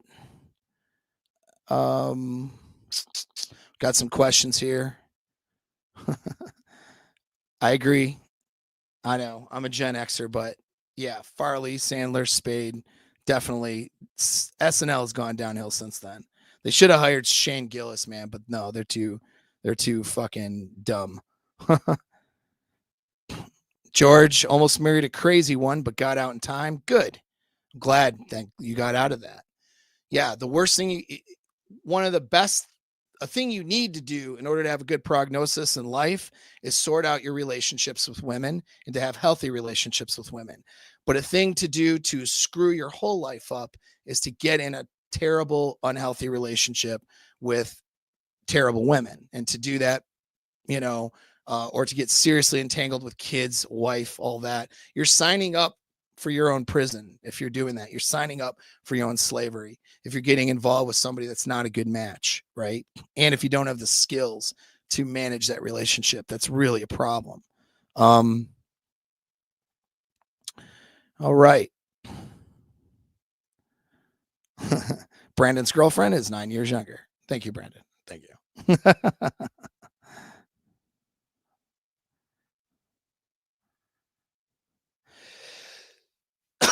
Alan, good to see you, buddy.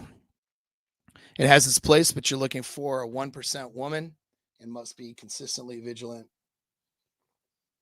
to increase your chances of success. I would say, yeah, I wouldn't say a 1%. I think that's a little bleak, but I would say that the capability of women today is certainly a lot less in numbers. It has to do with three things. This is why in my mastermind group, and guys are playing with it now, and having kind of a good time going through it and going through their past relationships with it. I have a evaluation for capability that is based on hexagon personality trait model, as well as dark triad testing for in psychology. So I've combined the hexagon model of personality testing with dark triad test, psychological testing into a evaluation that's very easy to do, that guys are doing for their relationships, for women they're dating. And it'll tell you pretty clearly, like, is this a person who rates on a scale of high capability or low capability? And the problem is there are so many women with low or mid-level capability. When I say mid-level, it's like mid, but a risk of falling to low capability, that, and guys are getting into relationships with them and they're missing, because of their emotions, the sexual connection, and some of the good things that she brings to the table. Guys are missing noticing these traits, noticing these things that they should be noticing, and then they get into these relationships and they don't work out. If there's three things you need to have for it to work out: genuine desire, where she sees you as the best that she could do, or that she would want to ever have to try to do it with, right? She's got to see you as the best. That satisfies hypergamy. You have to be a good match for your lifestyle, your values, like what Matt Walsh talks about, values. That's part of being a good match. Okay. Shared values, enough of a shared lifestyle where you complement each other. Okay. And just different ways of sort of operating, seeing the world. Shared goals. I started off this talk talking about that. Like, a lot of marriages, they have no idea. Like, one woman has one idea, one set of goals. The guy has another set of ideas. And they haven't even talked about it. They're freaking going down the aisle.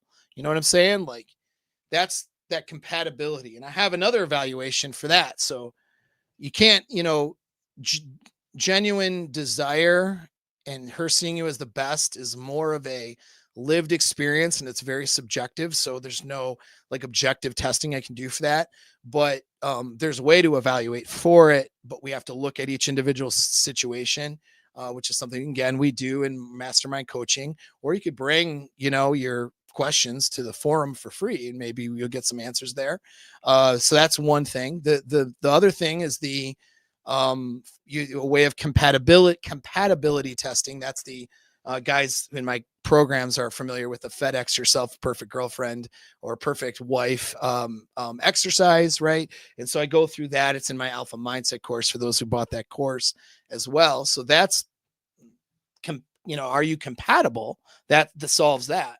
But then there's this third one, which is capability.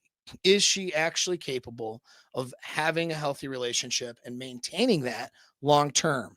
And so that's this other test I just released like a week ago or so, and guys are enjoying that. So that stuff's in my community, in my coaching programs. You need to send me a DM if you want that, because it is a lower percentage. It's not, I would say like there's probably about 30% of women that are capable, not just 1%. But then are you compatible? That's when that 30% starts to go down a bit, right? I don't know if it's going to be 1%, but it is definitely a lower number. And then there's genuine desire. And that is something that you need to build with your seduction and frame and leadership and relationship skills, right? So there's a way to handle her so she thinks you're the man. Okay. And some of that is your value you bring to the table in general, but a lot of that's how you treat her, how you handle her. Okay. And so anyways, those are the components. Got the answers for you, but if you don't, guys need to take, latch onto it and get there. You know what I mean? People get married way too fast. I would agree with that. People are getting married during the honeymoon phase or during a challenge phase within the first couple years. I remember a time probably in the 90s where like if you were with somebody for 9 months, you should be popping the question, and then you should be planning a wedding. Like people were getting married in under 2 years. I remember that. I don't know statistically what it was, but I don't have those statistics in front of me, but I remember that was pretty common. And again, that's not okay for a 2025 relationship, because we're not getting into pragma relationships. I'll get off the rails on this for a second. Look, like we are in a global sexual marketplace now. That's way different than the 90s, way different than the 80s. What that means is we have the internet and we have all these choices. We're spoiled for choice, really. We have too many choices. It used to be you lived in your little coal mining town in Pennsylvania. There were like 5 eligible girls. 4 of them didn't like you. The 5th one was okay, was hot enough for you, and she touched your wiener, and that's who you end up with. And for her, you had like all your teeth, and you got a good job in the factory or something. You're like a good prognosis. You're a good option for her, and you guys, touch each other's private parts, and then and decide you like each other, and they're introduce each other to family, whatever happens there, and then you're married in a year. You know what I mean? Like that's what used to happen. And then there was no like, it was kind of a pragmatic marriage. You banged out kids. This is what you do. This is the social structure. Society was structured to promote that. And divorcing or breaking free from that, like in the 50s or something, for example, especially breaking free from a relationship with a divorce was really frowned upon, because you weren't just breaking that relationship, you were breaking the social structure that existed. And this is because we had a labor-based economy that promoted the family to keep people working and paying taxes, right? So that was the social conditioning. It started off with one person working. Usually the dad was working and mom stayed home, and the American dream was what was built. And you worked in a factory, a trade, something like that, where it was your labor for most people resulted in your income. That changed into a couple things after World War II. That changed into, we need women to work to, sort of back up, when men aren't working because they're fighting a war, they're off doing whatever. We need women to be able to work.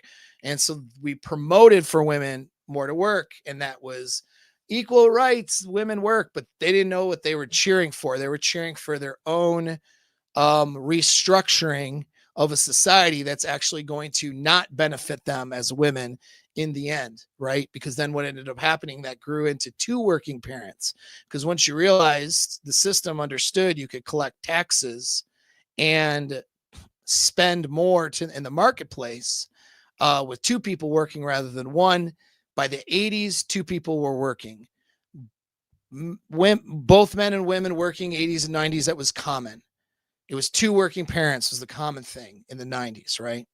But you still had a labor-based economy. People showed up to offices even, right? But that was slowly transforming. Then the internet dropped and social media dropped. Now we are in a technologically based economy, no longer a labor one. AI is replacing so many jobs and people are going to have to find their niche, which will be to use AI. That's going to be the niche. I'm not a big doomer gloomer about that. But the reality is we are no longer in a place like the 80s or 90s. We are no longer in the 50s. We are no longer in the 1800s when it comes to marriage, because we have a global sexual marketplace. Now, a woman isn't just looking at the coal mining town she lives in Pennsylvania and choosing between a handful of guys and picking the one with the most teeth. She now has all of these options with the internet, right? And a lot of that's an illusion, though. It's an internet illusion of options, but that's what it is. And guys, you have a lot of options too. Most of you guys are just simping and clout chasing whores on the internet. That's what you do. Instead of healthy relationships, unfortunately. And a lot of you married guys are doing that because you have a sexless marriage. And so now you're chasing around an OnlyFans girl or chasing around with likes and hearts and jerking off to some girl who shows her butt on Instagram. That's the reality that, the Daily Wire doesn't want to talk about, unfortunately, unless they're platforming an OnlyFans girl. Then they'll talk about how great she is. But anyway, I digress. Okay. So that's what's happening. It's not the same. So marriage, healthy relationship is not the same because you have all this illusion of choice. You got the poison of the internet and TikTok brained people, to include the girl you're with. That's everybody, right? I'm not just speaking to any particular person. That's everybody. And so you have to fight against that. You have to structure relationship in such a way that it accounts for these things. That's not being addressed by saying pick someone with the same values, have good communication, and pick the right girl. That's not what I just said there. That's the part that's missing. Okay. So that's where these skills come into play, because you have to have the skills to match the time frame we're in. You know what I mean? Let's see what else we got. It's an interesting question. How much money do you need to make to be accepted by a woman? Well, first of all, I don't think that, I think your framework needs to change there. Your mental framework about being accepted by a woman. Fuck. I don't know. Can't remember the last time I ever thought about or cared about a woman accepting me. Okay. So that's the first thing. You got to get on your mental point of origin as a guy. I think it's just a wording thing, so I'm not going to beat you up too hard over it, but you know what I mean? Words do mean something, though. So you need to evaluate that a little bit, right? Who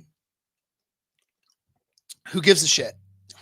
That's my answer to you there, but I can throw out some things. And the reason why I say that is this. Look, you should be being successful and making your own money for you, not for a woman. Okay? You need to be doing and pursuing your dent in the universe, success, financial stability, financial security for you. In the process of doing that, women can come into your life. Now, here's the thing. You don't need to buy a woman. You don't need to buy a relationship. I talk about this. I've talked about this before, but it's kind of based off of Brefalt's law, but it's what I call the female law, the female law of sexual selection. So women select men and make sexual choices based on a simple reward or punishment analysis, basically, right? That happens emotionally. It's not even a conscious thing.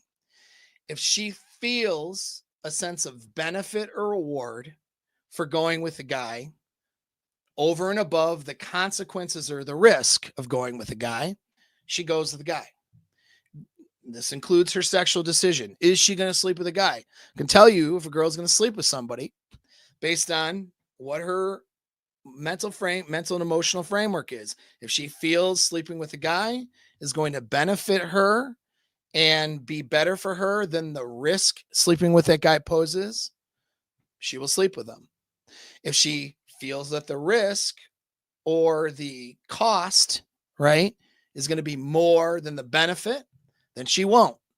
That's simply it is. If you can boil down every woman's mating decision to what I just said, it's not even hypergamy, although hypergamy is real and an important concept. That's not the only concept at play, right? There's other evolutionary drives in play that sometimes compete with hypergamy and cause a woman to sleep with a guy of lower value. I talk about that all the time.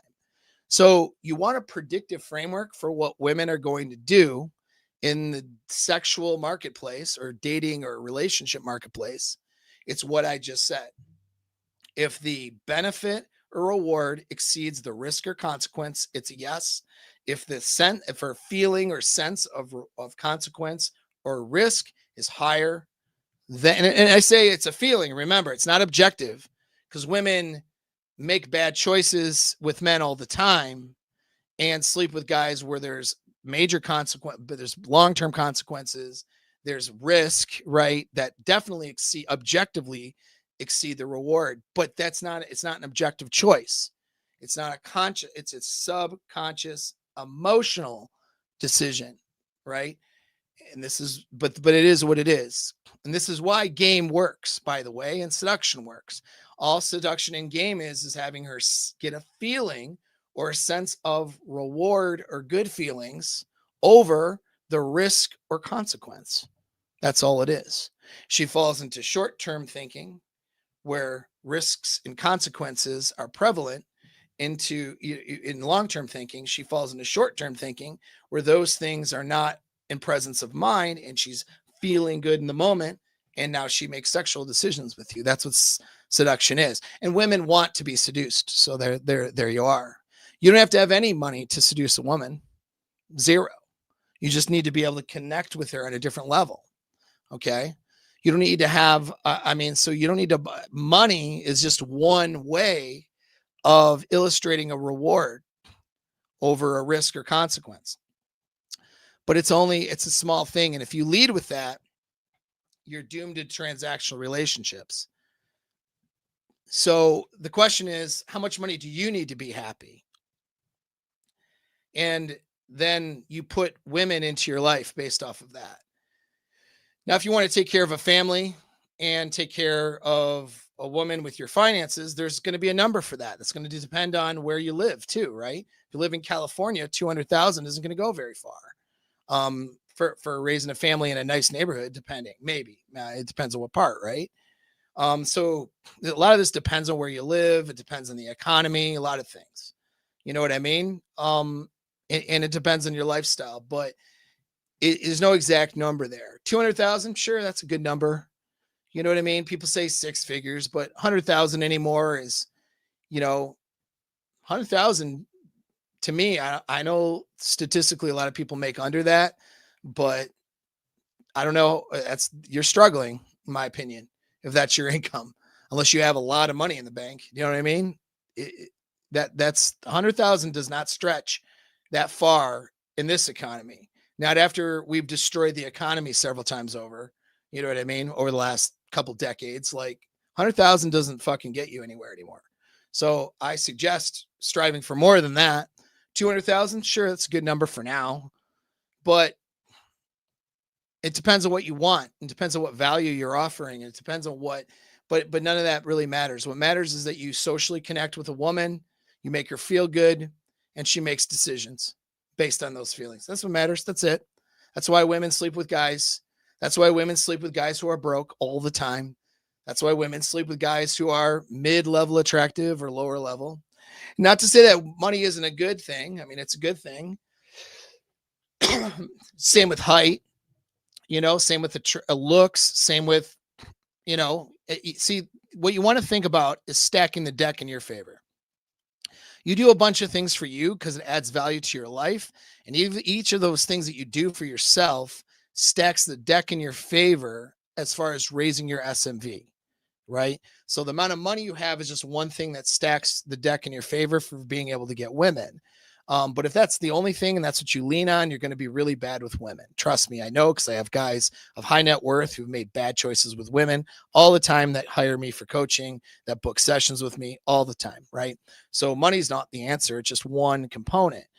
You have your seduction skills, your game, your physical appearance, your health, your dominance, right? Your inner game, your mental and emotional stability, your social circles, your hobbies, right?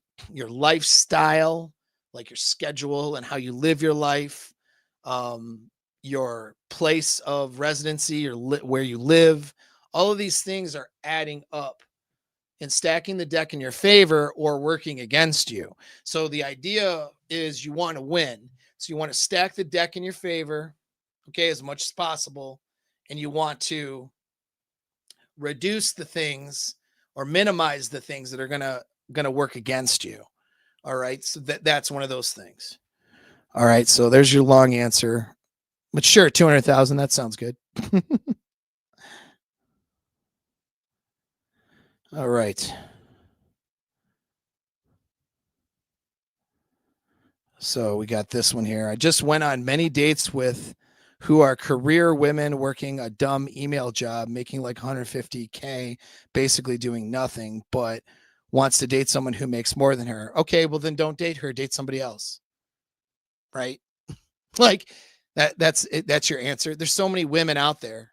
There's women of all different income levels and they all look hot, right? I mean, there's a lot of them are fat and don't look hot, or not, or just, a lot of them don't take care of themselves and they don't look good, right? That's general though.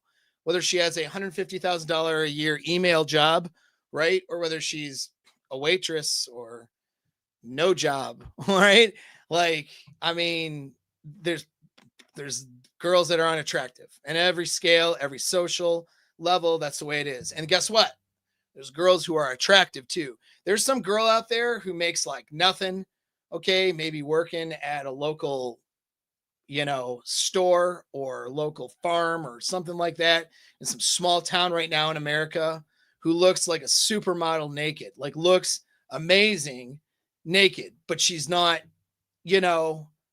putting herself on Instagram, getting dolled up to go to the club.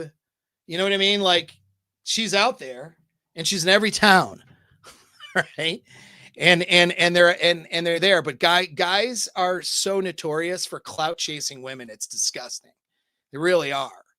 And so many guys, when they get some status, right, they get internet brained. And I've seen this, dude. I've seen low-level celebrities do this. I mean, they start clout chasing some OnlyFans model, or they start clout chasing some Instagram 304 who's not hotter than the girl who works at the local farm and feed in some small town. You know what I mean? If anything, she's uglier because she has a bunch of work done that doesn't actually look good. And then she's got filters on her Instagram. There's some nice girl walking around some town somewhere that's pretty fucking hot right now that you're not talking to. And she doesn't care if you make $150,000 a year. So where are you meeting these women? On dating apps? Are you meeting with women who are future cat ladies who are on dating apps because they struggle with men and can't fucking make things work with men because their attitude is what it is as they sit in a $150,000 email job judging men around them? If that's who you're dating, yeah, you're not going to have good results. Why not talk to a girl that you meet someplace, right? Like, this is where the cold approach really is the master of everything. Cold approach and social circle are I'm not saying don't do dating apps, you know what I'm saying? But like, I think dating apps are kind of cooked now. They do work though. Some people make them work really well. If you have good game for that, that's good. I teach guys how to make it work for them and they do pretty well. There's other like PUA guys that are halfway decent when it comes to the text game and the dating app thing. So yeah, you can do that, but understand, I don't feel like that's even the easiest way, You know what I mean? I think that learning how to just approach a girl that you think is cute, strike up a conversation, make her feel some different feelings that she doesn't usually feel when a guy talks to her, and then close, and then go on a date and start developing that. I think that's where the money's at, because, it sounds like if you're meeting girls that don't suit you, that means you're sourcing them in a way. You have to look at where and how you're sourcing those girls. You know what I mean? And start thinking about different ways with your lifestyle that you can source differently. That's what I think you got to do there. You know what I'm saying? Well, we've gone 2 hours on the stream. I think I've made my points. Here's the thing. I'll make my final statement here is, I think that Matt Walsh gets a lot of things right. I think that there's a lot of missing pieces, however. And there's some things he gets wrong. I think he is way overstating the state of marriage and relationships. I think that it seems like he might be in a good relationship in a good marriage. Maybe he came from a good family. He's got, a lot of kids, I think, and that's great for him. And he seems to think that that's a prescription for everybody, and that's okay. That's what he can promote, and I don't necessarily disagree with him. Other than this, I will say he is on brand. Okay, they all are. They're good at it. I'm not good at it. All right, or I'd have a larger following. Maybe someday I'll get better at it without sacrificing integrity. I'm working on it, but the point is, you got to follow you. Okay, you got to do what you want to do for you, not what somebody else tells you to do, not what some red pill guy tells you to do. Okay, because marriage is bad, don't do it. I'm red pill guy. Okay, not what Matt Walsh tells you to do either. Oh, it's your duty to get married for society, and if you don't get married, you're giving up. That's his big conclusion at the end. Like, you're giving up on something. Like, listen, it's not your job to fix society. It's your job to fix you. Okay. You got to do what you need to do for you. What's going to be the best for you in terms of building your life. And part of that is your contribution to the world, but you have to decide how you want to do that. Some people do that with their families. Some people do that with their vocation, their job, their hobbies, their dreams, their volunteer work. I recommend doing them on a number of different, avenues and a number of different ways, not just one particular way, but you decide how to do it. Okay. And if marriage fits what you decide, there's a way to do it to protect yourself. The biggest way is having the relationship skills, the skills in choosing, vetting, and developing a relationship. Okay. That's what you have to learn. And nobody's talking about that but me and a few others, maybe. All right. But it's not a popular discussion. You need to learn, you need to get on board with that. It's the most important decision you can make in your life. All right. So that's the number one thing. But then there's the other things too, like don't be stupid and just follow social conditioning and get married without a prenup. Get married. Don't move in with a girl without an exit strategy. Don't bang out a kid with a girl who, you're not sure if you have a future with her, and you don't have millions of dollars to just support a kid and not be affected by friend of court. You know what I'm saying? Like, don't make these bad choices, right? Make good choices, but you got to make good choices that are you, not what anybody else says. And then when you know what you need and what you want, stop looking at what everyone else tells you need to do. You do what you figure you out first, which most of you have not figured you out. Most of you have no idea what your identity is. You need to figure you out, figure out what lifestyle you want, what lifestyle you're going to go towards, and then let a woman complement that and be a part of that. Let kids and a family be a part of that, if that's what you choose. Okay. And if it's marriage, that's the easiest way to do that. Let's be real about that and not be stupid, right? And so you then go ahead and get married, but then do it the right way. Don't get married in a state like California that's going to make you pay alimony the rest of your life if she changes her mind in a couple of years, for example. Go get married in a place that's a bit more fair with their laws, talk to an attorney, and do things the right way. Okay? That's the advice. Thanks again for joining me, and I'll catch you the next time.